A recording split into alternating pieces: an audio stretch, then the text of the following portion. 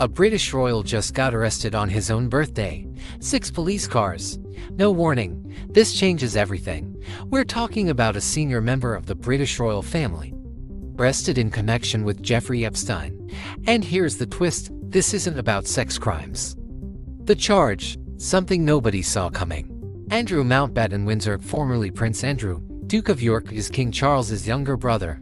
From the late 1990s through the 2000s, Andrew moved in Epstein's inner circle parties, private homes, shared contacts. In 2015, Virginia Giuffre sued, alleging she was trafficked to Andrew at age 17. He denied everything. His 2019 BBC interview, the "I Can't Sweat" interview, destroyed what was left of his reputation. He settled Giuffre's lawsuit in 2022, no admission of guilt. Then he disappeared from public life, or so we thought. Then January 2026 hits. The U.S. Department of Justice drops a massive new batch of Epstein files. Buried inside, emails that had nothing to do with sex crimes and everything to do with state secrets. From 2001 to 2011, Andrew held an official UK government position, Special Representative for International Trade. Emails surfaced showing he allegedly forwarded official government trip reports straight to Epstein. No message, no context. On Christmas Eve 2010, he allegedly sent Epstein a confidential investment brief about Afghanistan's Helmand province, where British troops were stationed. Earlier today, 6 unmarked police vehicles pulled up. Andrew was taken into custody on his 66th birthday. The charge: misconduct in public office. Under UK law, this carries a potential life sentence. Thames Valley Police confirmed they arrested a man in his 60s from Norfolk. Properties in Berkshire and Norfolk are being searched. King Charles released a statement: "The law must take its course." Translation: Andrew, you're on your own. So what exactly is misconduct in public office? It means a crown servant willfully abused their position badly enough to betray public trust. The bar is high. The conduct has to be so far below acceptable standards that it amounts to a genuine betrayal of the office. Prosecutors must prove he did this deliberately, or that he was so reckless he might as well have. The city never sleeps, but sometimes it holds its breath. Tonight was one of those nights. Rain fell in sheets, washing the grime from the streets but never quite cleansing the sins of this town. It slicked the asphalt, turning the neon glow of dive bars and late-night diners into a watercolored blur.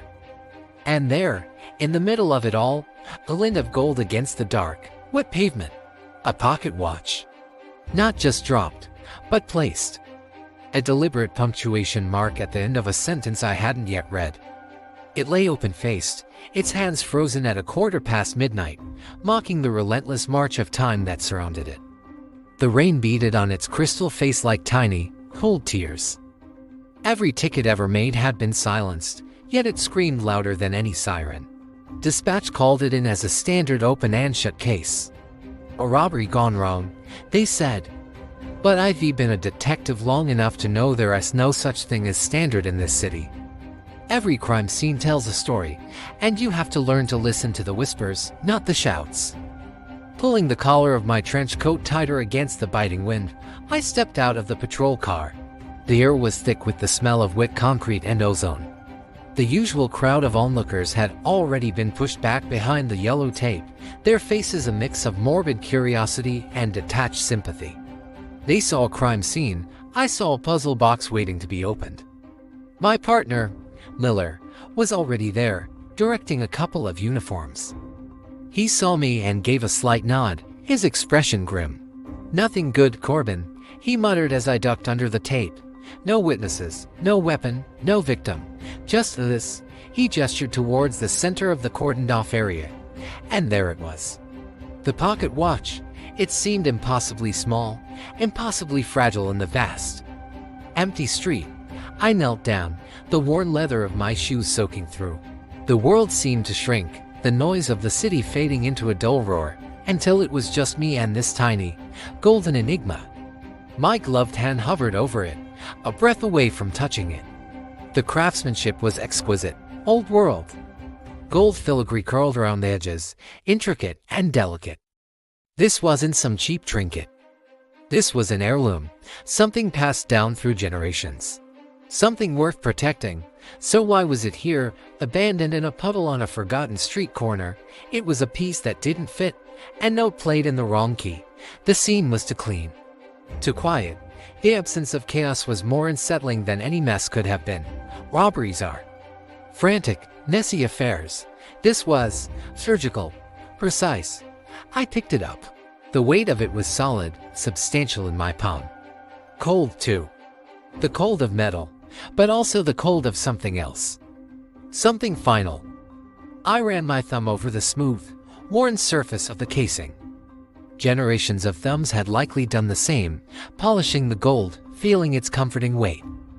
I turned it over, my heart giving a slight, almost imperceptible lurch. And there it was. Not a monogram, not a date, but a symbol. Etched into the back with a precision that matched the watch's own mechanism was a serpent, a snake, coiled into a perfect circle, devouring its own tail. An Ouroboros. The ancient symbol of infinity, of cycles, of eternal return. I'd seen it before, not in jewelry shops or antique stores, but in dusty, forgotten files locked away in the archives. The kind of files that were marked closed but were never truly solved. Cases that went cold not for lack of evidence, but for an excess of fear. Suddenly, the rain felt colder. The neon lights seemed to flicker, casting long, dancing shadows that played tricks on the eye.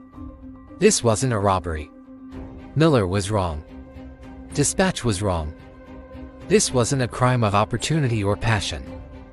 This was a message. A calling card left by ghosts I thought had long since faded into the city's murky history. The symbol pulsed in my mind, a dark omen. It spoke of a secret society, a shadow organization that moved beneath the surface of the city like a cancer. They were puppeteers, and the rest of us were just marionettes dancing on their strings.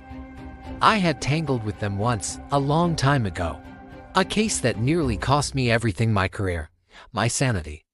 I thought I had buried them. But the Ouroboros doesn't believe in endings. It only believes in cycles. And this was the beginning of a new one. I looked up from the watch, my gaze sweeping over the rain-swept street, the dark alleys, the windows of the silent buildings looming over us. I was no longer just a detective at a crime scene. I was a player in a game I thought I had escaped. They were watching. I could feel it. A prickle on the back of my neck, the unnerving sensation of unseen eyes. They had placed this piece on the board specifically for me to find. This wasn't just a message, it was an invitation. A challenge. The frozen hands of the watch weren't a random stopping point. 1:15 midnight. The witching hour. The beginning of a new day. Or the end of one. A grim understanding settled over me, heavy as a shroud. The past wasn't dead. It wasn't even past. It was here, lying in my hand, its golden surface reflecting the grim set of my own jaw. The hunt was on, and this time, I wasn't just investigating a crime. I was hunting for ghosts, my ghosts, and I knew, with a certainty that chilled me to the bone, that they were also hunting me. I closed my hand around the watch, the serpent emblem pressing into my palm, and stood up to face the storm. The rain never stops in this city. It washes away the grime, but it can never wash away the secrets. Every drop that hits the pavement feels like a tick on a clock, counting down to the next tragedy. And tonight, the clock stopped. Or maybe it just started. They called me out for a routine scene, another soul lost to the city's unforgiving embrace. But from the moment I saw it, I knew this was different. Lying there, gleaming under the neon glow, was an anachronism, a ghost from another time, a silver pocket watch. Its face open to the weeping sky. Dispatch said it was a simple hit and run, tragic. But not unheard of on these slick, dark streets.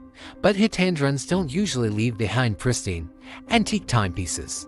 My boots splashed through the puddles, each step bringing me closer to the heart of the mystery. The air was thick with the smell of wet asphalt and something else, something cold. The usual circus was already here, uniforms trying to keep the curious at bay. the forensics team meticulously cataloging every piece of the puzzle. But all eyes, including mine, were drawn to that single, defiant object. I knelt, my coat soaking up the cold from the ground. My gloved hand hovered over the watch, hesitant to disturb this perfect, silent witness. The hands were frozen at 3:17 a.m. Was that the moment?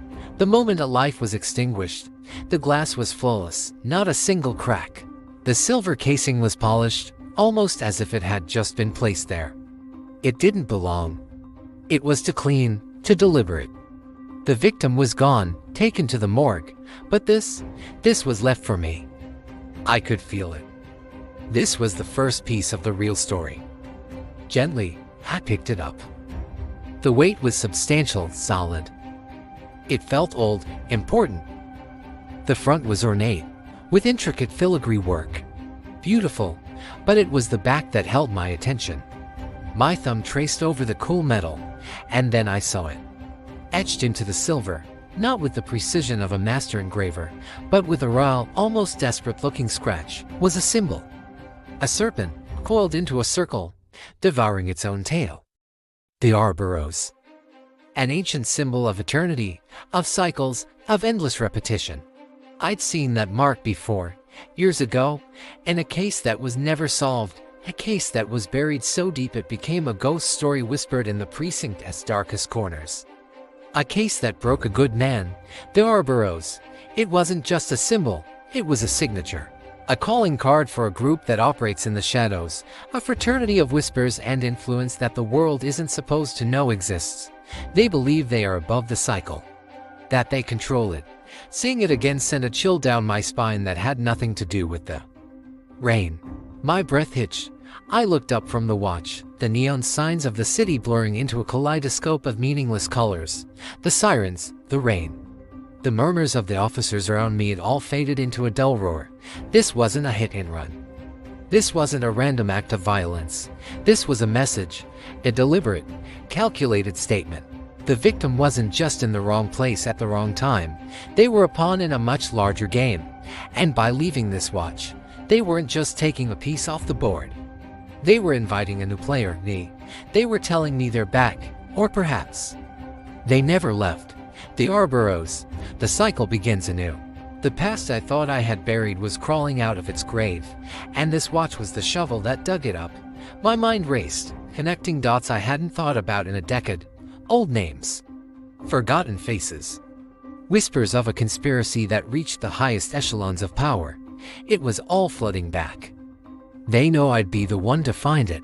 They were challenging me, daring me to pull on the thread and see what unravels.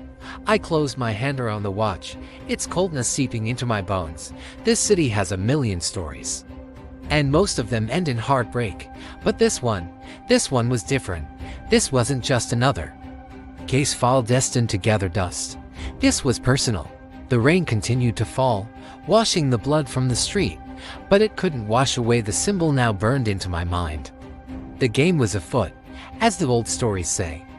But this wasn't a story. This was real. And I had a feeling that before it was over, more than just the rain would be falling in this city. They wanted to start a new cycle. It's my job to break it. Thank you for watching.